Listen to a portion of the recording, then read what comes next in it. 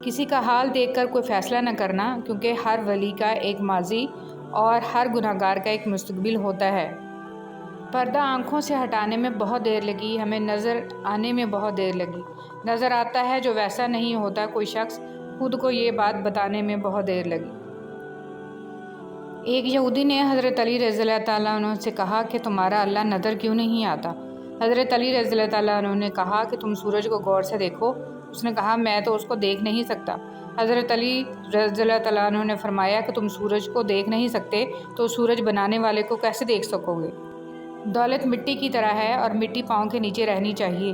اگر سر پر چڑھاؤ گے تو قبر بن جائے گی، اور قبریں زندہ انسانوں کے لیے نہیں ہوتی۔ تپتی دھوپ کے اندر کھڑے درختوں میں رنگدار، رسدار، خوشبودار اور ذائقہ دار پھل بنانا میرے رب کی کاریگری نہیں تو اور کیا ہے؟ سبحان اللہ۔ ہار گیا ہے ہر رشتہ پیسے کی طاقت کے آگے، سنگ دل ہو گئے ہیں سب اپنے پیسے کی چاہت کے آگے۔ کاش ہم سمجھ سکتے پیسہ کچھ بھی نہیں اپنوں کی محبت کے آگے۔ اندھا دیکھنے کی، بہرا سننے کی، لنگڑا چلنے کی، گونگا بولنے کی تمنا کرتا ہے، اور ہم دیکھتے، سنتے، چلتے اور بولتے ہیں پھر بھی خوش نہیں۔ آئیے رب کریم کا ان نعمتوں پر شکر ادا کریں جو بن مانگے ہی ہمیں عطا کر دی گئی ہیں۔ الحمدللہ، الحمدللہ۔ جب ہم کسی کے ساتھ زیادتی کر کے اس کا نقصان کر دیتے ہیں تو شاید ہم بھول جاتے ہیں، مگر وقت کبھی نہیں بھولتا۔ وقت وہی سب کچھ اور کئی دفعہ بڑھا چڑھا کر واپس ہماری جھولی میں گرا دیتا ہے۔ ہر انسان ایک چلتی پھرتی کتاب ہوتا ہے، بس ہم پڑھنے کی زحمت نہیں کرتے کیونکہ ہم سمجھتے ہیں کہ علم صرف کتابوں سے حاصل کیا جاتا ہے، حالانکہ زندگی گزارنے کے اصل اسباق تو ہمیں انسانوں اور ان کے رویوں سے ملتے ہیں۔ امام جعفر صادق رحمۃ اللہ علیہ فرماتے ہیں، صدقہ دینے سے ملک الموت کو دیا گیا روح قبض کرنے کا حکم نامہ بھی واپس ہو جاتا ہے۔ ایک شخص غصے کا بہت تیز تھا۔ ایک عالم نے مشورہ دیا، جب غصہ آئے تو جنگل جا کر درخت میں کیل ٹھونکنا۔ اس نے ایسا ہی کیا۔ آخر ایک دن اس کا غصہ ختم ہو گیا۔ اس نے عالم کو بتایا۔ عالم نے کہا، اب اس درخت سے یہ کیلیں نکالو۔ آدمی نے کیلیں نکال لیں لیکن درخت میں سوراخ ہو گئے۔ عالم نے کہا، یہ وہ سوراخ ہیں جو تم غصے کی حالت میں لوگوں کے دلوں میں کرتے تھے۔ انسان دو چیزوں کی وجہ سے کمزور ہو جاتا ہے، ایک موت اور دوسرا رزق سے محرومی کا خوف۔ یہی خوف جاہلوں کے آگے آدمی کو جھکاتا ہے اور یہی بیرونی دشمنوں سے شکست دلواتا ہے۔ یہ خوف دل سے نکال دیجئے اور اپنے قلب اور روح میں یہ بات پیوست کر لیجئے کہ زندگی اور موت بھی خدا کے ہاتھ میں ہے اور رزق دینے والا بھی خدا ہے۔ اس کے بعد دنیا کی کوئی طاقت آپ کو نہ جھکا سکے گی، نہ دبا سکے گی اور نہ خرید سکے گی۔ پھر کامیابیاں خود آپ کے قدم چومیں گی۔ جیت وہی ہوتی ہے جو اپنے دم پہ حاصل کی جائے۔ دوسروں کے آسرے پہ رہنے والے آخر میں اکثر خوار ہی ہوتے ہیں۔ محنت تو بلندیوں پر جانے کے لیے چاہیے، نیچے گرنے کے لیے تو صرف ہاتھ چھوڑنے ہیں۔ جو اللہ کی خاطر ڈٹا رہتا ہے، اللہ کی مدد اس کے ساتھ ہوتی ہے۔ بار بار آنسو صاف کرنے کی بجائے ایک بار ہمت کر کے اپنی زندگی کو ان سے ہی صاف کر دیں جو ان آنسوؤں کی وجہ بنتے ہیں۔ جو لوگ آپ سے حسد کرتے ہیں ان کو آپ کی خوبیوں کا سب سے زیادہ علم ہوتا ہے۔ جو لوگ آپ کی پیٹھ پیچھے برائی کرتے ہیں وہ آپ کی اچھائیوں سے خوفزدہ ہوتے ہیں، اور جو لوگ آپ کو ہارا ہوا دیکھنا چاہتے ہیں در حقیقت وہ لوگ آپ سے جیت نہیں سکتے۔ اس لیے زندگی میں ہر اس شخص سے خوش رہیں جو آپ سے ناخوش ہے۔ میری کامیابی اللہ کے ہاتھ میں ہے، پھر اللہ کی مرضی ہے چاہے اسباب دے کر کامیاب کرے یا بغیر اسباب کے کامیاب کرے۔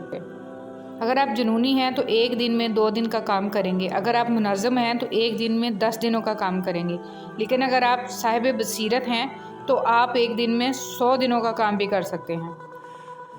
ہمیشہ کے لیے کہاں رہنا ہے؟ جنت میں۔ اور تیاری کس چیز کی کر رہے ہو؟ اللہ پر توکل کر کے اللہ کے دین کی محنت کے لیے اپنے آپ کو پیش کرو، اس راہ میں اللہ تمہارا مددگار ہوگا۔ کچھ لوگ ہوائی چپل کی طرح ہوتے ہیں، ساتھ تو دیتے ہیں مگر پیچھے سے کیچڑ اچھالتے رہتے ہیں۔ ماں باپ جیسی نعمت سے فائدہ خدمت کرنے سے حاصل ہوتا ہے۔ زندگی میں آنے والی تکلیفوں پر پریشان نہ ہونا، کیونکہ زندگی ایک جنگ ہے اور جنگ میں زخم تو آتے ہیں۔ اللہ ہمیں دنیا کے فتنوں سے بھی بچائے اور جہنم کی قید سے بھی بچائے، آمین۔ حرام چیزوں اور حرام کاموں سے ہمیشہ بچتے رہو، ہماری دعائیں قبول ہونا شروع ہو جائیں گی۔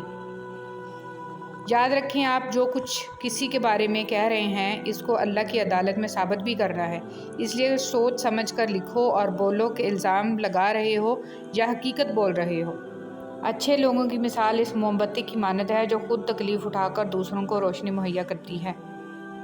उस दिन कामयाब होने की कोशिश करो जिस दिन लोग ऐसे पड़े होंगे जैसे बिखरे हुए पतंगे। जब मकसद ज़िंदगी ये बन जाएगा कि अल्लाह तू खुश हो जाए, तो फिर जीने में भी मज़ा आएगा और इनाम लेने में भी मज़ा आएगा। अगर किसी के काम आ जाओ तो अल्लाह का शुक्र अदा करो, वरना हमारी अहलियतों का हमें खुद पता है। लोग हसद करके आप में से ऐब निकालेंगे और तुम्हें नीचा दिखाने की कोशिश करेंगे, लेकिन अगर आप वाकई कामयाब हैं तो आखिरकार आपकी कामयाबी ही बोलेगी और लोग आपकी कामयाबी के आगे बेबस होंगे। वक्त जब फैसला करता है तो गवाहों की ज़रूरत नहीं पड़ती। आज नहीं जीते तो कल जीतोगे। जीत की उम्मीद ना छोड़ना, जिस दिन उम्मीद मर जाती है इस दिन ज़िंदगी मर जाती है।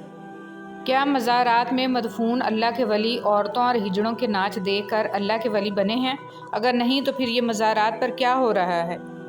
बाबा जी कहते हैं, वज़ू हम हज़रत मोहम्मद सल्लल्लाहु अलैहि वसल्लम ने जैसा फरमाया वैसा करते हैं, बस फ़र्क इतना है हम पानी से वज़ू करते हैं तो हम पाक हो जाते हैं, और जब हज़रत मोहम्मद सल्लल्लाहु अलैहि वसल्लम वज़ू करते थे तो पानी पाक हो जाता था।